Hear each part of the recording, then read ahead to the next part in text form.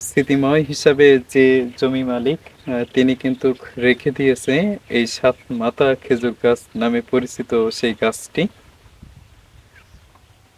এখন বর্তমান এই গাছে কিন্তু ৬টা মাথা আছে অবস্থিত।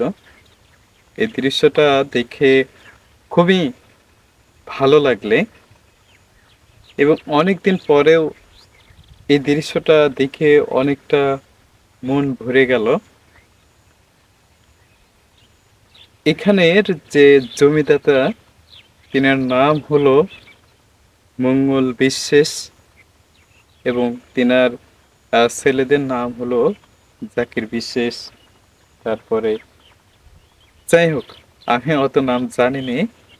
তো তিনারা কিন্তু এই গাছটা কিন্তু রেখে দিয়েছে, হয়তোবা বাপের স্মৃতি হিসাবেও হয়তো রেখে দিতে পারে।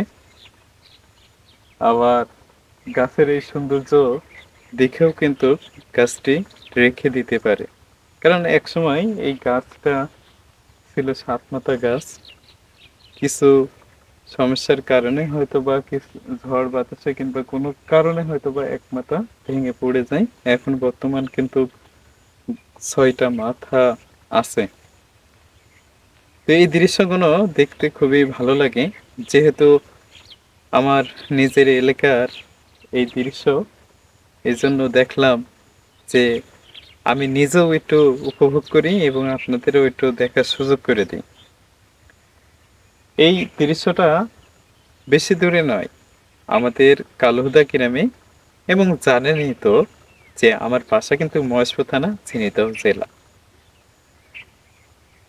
এই দৃশ্যটা খুবই সুন্দর লাগে এবং অবাক মারার বিষয় হলো এই গাছ নিয়ে কিন্তু অনেক গল্প শুনে আসছে নানা দাদাদের মুখে এবং এই গাছের অনেক রহস্য কিন্তু আছে অনেক। তো যাই হোক, আমি হয়তো বেশি একটা জানি নে, তারপরেও এই গাছটা দেখানোর ইচ্ছা ছিল, সেই কারণেই আপনাদের মাঝে কিন্তু তুলে ধরলাম এই গাছটা।